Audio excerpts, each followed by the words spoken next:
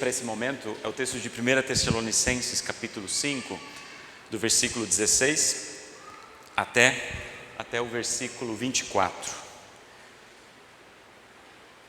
Que vai estar sendo transmitido, mas se quem quiser acompanhar nas Bíblias, até depois pode deixar aberto esse texto, que a gente vai fazer algumas menções também a ele. O texto diz assim: estejam sempre alegres, orem sempre, e sejam agradecidos a Deus em todas as ocasiões. Isso é o que Deus quer de vocês por estarem unidos com Cristo Jesus. Não atrapalhem a ação do Espírito Santo, não desprezem as profecias, examinem tudo, fiquem com o que é bom e evitem todo tipo de mal.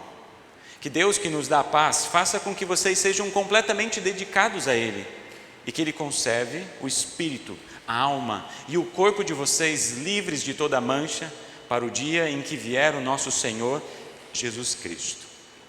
Aquele que os chama é fiel e fará isso. Essa é a leitura para o nosso momento de reflexão. Que o Deus Espírito Santo, Deus Triuno, Deus Pai, Filho e Espírito Santo nos conduzam na meditação dessa santa palavra.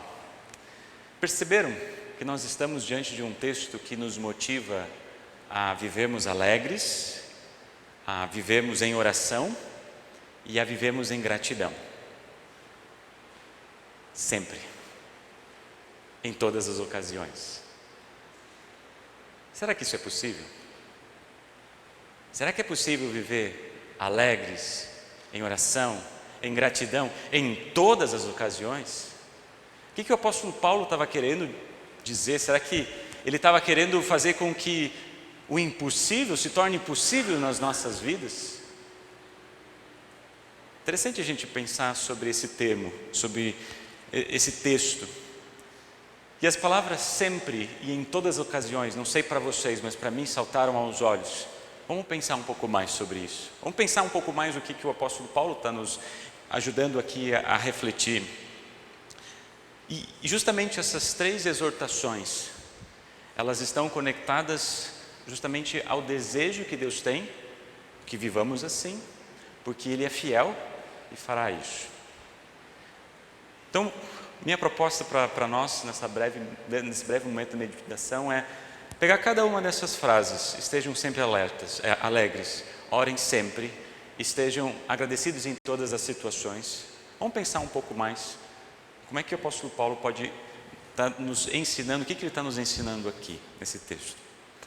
Estejam sempre alegres, e a pergunta que eu me faço: como é viver uma alegria constante quando a gente está passando por situações difíceis?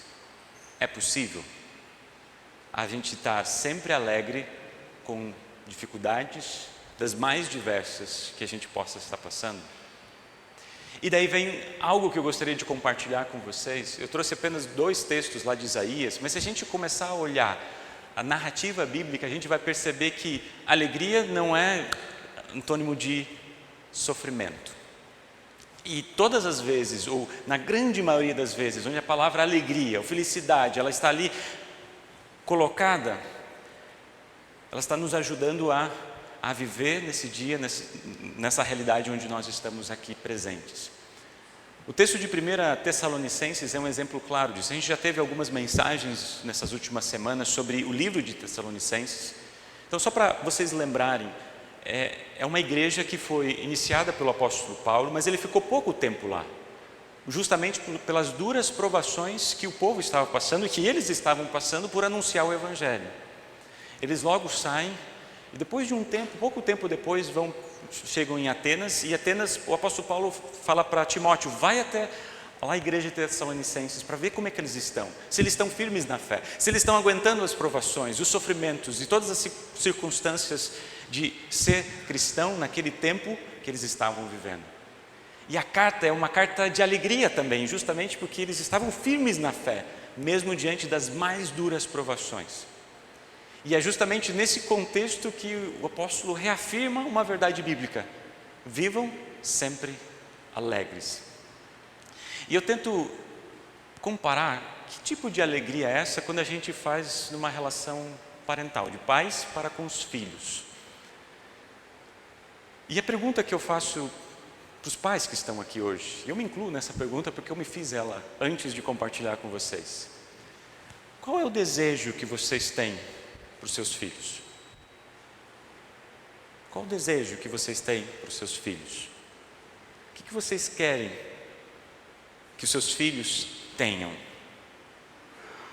E a gente pode trazer vários aspectos, mas no fim a gente vai dizer: eu quero que os meus filhos estejam ou vivam com alegria, sejam alegres, vivam com alegria, não é mesmo?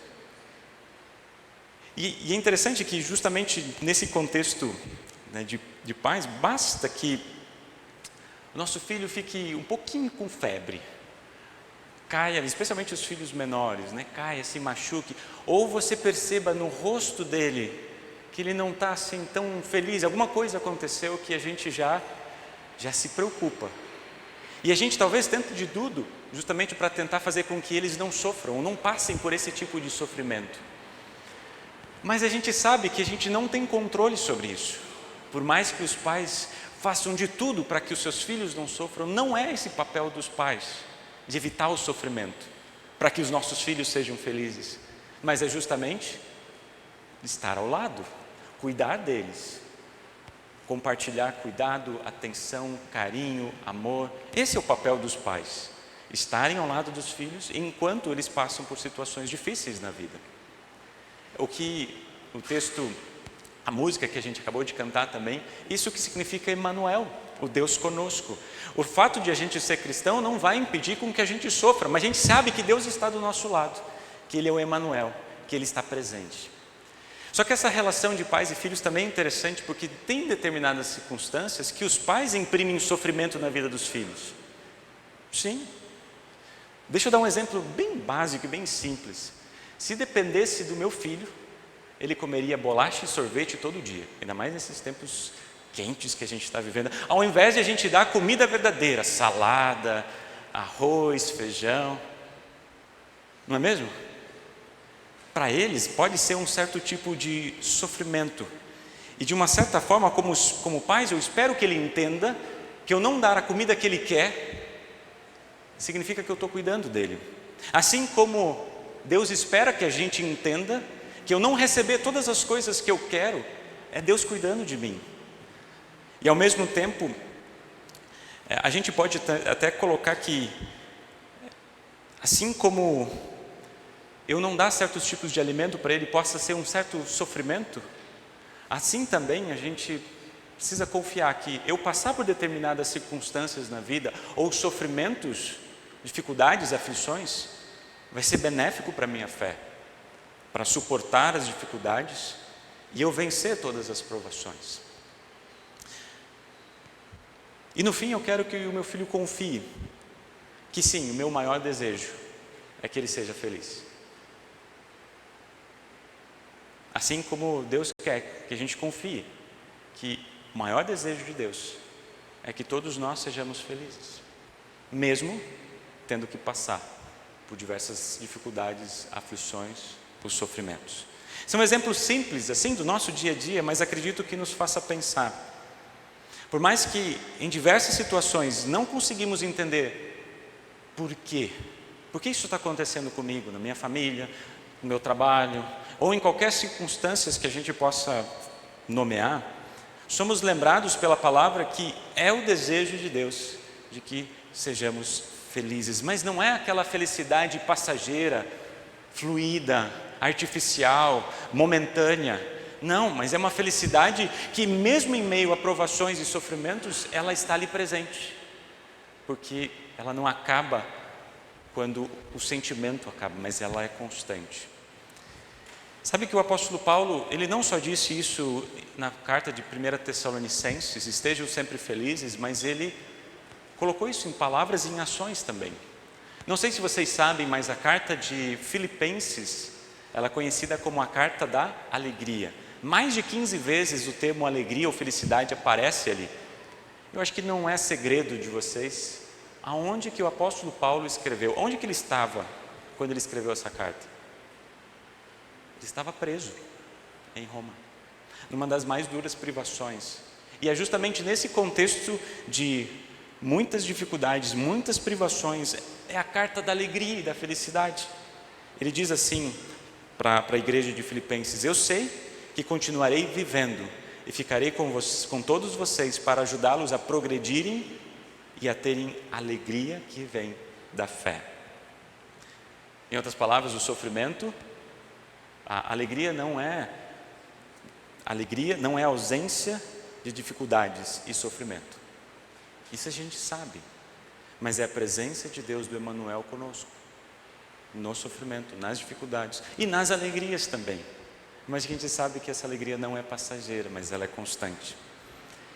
Além disso, olha só, Deus deseja que a gente viva sempre alegre, independente das circunstâncias.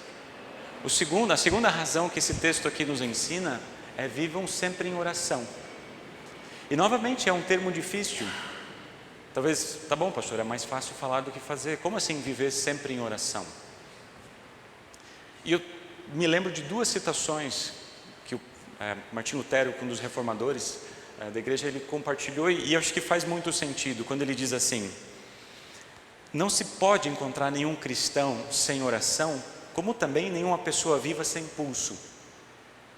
Olha só essa comparação: não pode se encontrar nenhum cristão sem oração, como a gente também não encontra nenhuma pessoa viva que não tenha pulso.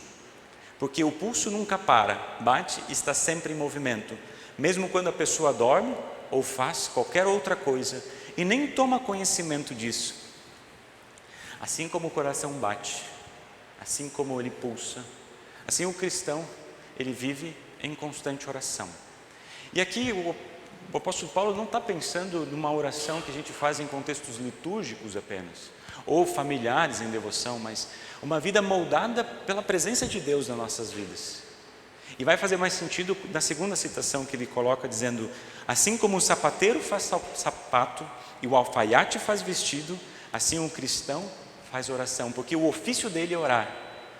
Em outras palavras, as pessoas, quando olham e enxergam a vida de cada um de nós, são vidas que estão sendo moldadas e conduzidas pela presença de Deus. E é uma vida que reflete a oração, porque a oração, ela está conectada com a palavra de Deus. Ouvir, meditar e viver. Vivam em alegria, em constante oração. E agora vem o terceiro elemento que esse texto aqui coloca: sejam agradecidos em todas as circunstâncias, em todas as situações. Novamente, é algo que a gente precisa parar para pensar. No culto da semana passada, eu brevemente comentei de um livro que eu tinha lido e que eu tive a oportunidade de reler essas últimas semanas. É um livro que reconta um período muito amargo da história da humanidade, que é a Segunda Guerra Mundial. Esse livro foi escrito por um pastor luterano, um teólogo, mártir da fé, chamado Dietrich Bonhoeffer. Por que me interessou ler de novo essas cartas? Porque ele ficou mais de um ano na prisão, até morrer, e ele escreveu bastante sobre o período de Advento e Natal, e eu queria sentir um pouco como é que ele passou esse período de Advento, de Natal, nessas circunstâncias, em todas essas circunstâncias. A gente sabe que a Alemanha estava vivendo um período sombrio, e ele, de uma certa forma, estava com a esperança de ser solto. Ele escreve numa das cartas, no dia 18 de dezembro, ele escreve: eu já não acredito mais na minha soltura, porque de acordo com as minhas contas, eu era para ter solto no dia de ontem. Mas ele escreve algo logo depois que para mim marcou bastante, eu quero compartilhar com vocês. Ele diz assim: na fé posso suportar tudo. Eu tenho certeza que estou nas mãos de Deus e não nos homens. Então tudo se torna leve, mesmo diante da mais dura privação. Consegue imaginar isso? Na fé eu posso passar por tudo, porque eu estou nas mãos de Deus, não nas mãos dos homens. Então, sabendo que eu estou nas mãos de Deus, tudo se torna leve, mesmo passando pelas mais duras privações. Eu não sei também vocês, se a gente teria a mesma maturidade de dizer assim, agradecer em todas as circunstâncias, assim como o apóstolo Paulo está nos ensinando a fazer. Ele diz em uma das cartas que nesses tempos de Natal e de Advento ele preferia ficar sozinho. Sim. Mas ele aproveitou esse tempo quando ele olhava para as pessoas que estavam ao seu redor sofrendo pela angústia e pela separação e por tudo aquilo que acontecia, ele escreveu orações. Eu quero compartilhar com vocês uma dessas orações. Ele dizia assim: Pai do céu, louvor e ação de graças sejam dados a Ti pela tranquilidade da noite. Eu vou parando aos pouquinhos nessa oração. Ele dá graças a Deus porque foi uma noite tranquila. Agora vocês imaginem, 1943, em Berlim, as bombas descendo, quando uma noite tranquila, sem saber que pessoas foram massacradas, não é motivo de ação de graças. Ele continua dizendo: louvor e ação de graças a Ti pelo novo dia. Louvor e ação de graças por toda a Tua bondade e fidelidade em minha vida passada. Quanto bem Tu me ofereceste. Aprenda a aceitar também os males da Tua mão. Certamente não me imporás mais do que posso suportar. Tu fazes com que todas as coisas cooperem para o bem daqueles que Te servem. Talvez algumas pessoas em momentos de grande aflição não vão ter palavras para poder expressar louvor e gratidão.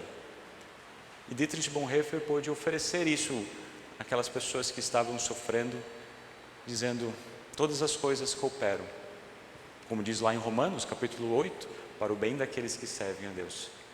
Todas as coisas para o bem. Ou seja, a nossa vida e tudo o que acontece na nossa vida, a gente pode louvar e agradecer a Deus, porque todas as coisas servem para o propósito maior de Deus. Mesmo sabendo que nós, como cristãos, nós vamos falhar na oração, nós vamos falhar na alegria de viver, nós vamos falhar na gratidão, mas é o desejo de Deus que a gente viva feliz, que a gente viva em gratidão e oração. Por quê? Porque Ele é fiel. Mas será que a alegria, a oração e a gratidão dependem de quem?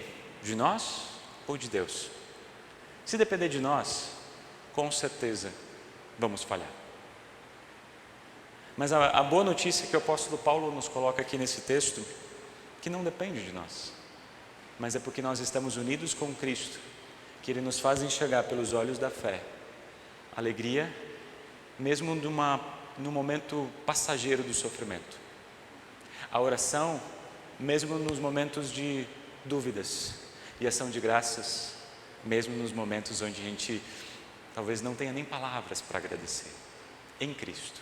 Em Cristo nós temos razões sim para louvar, em Cristo sim nós temos razões para agradecer, em Cristo nós temos razões para celebrar. Por quê?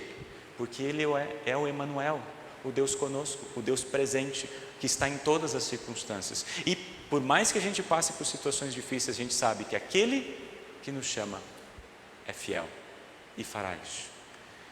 Amém. Nos colocamos em pé.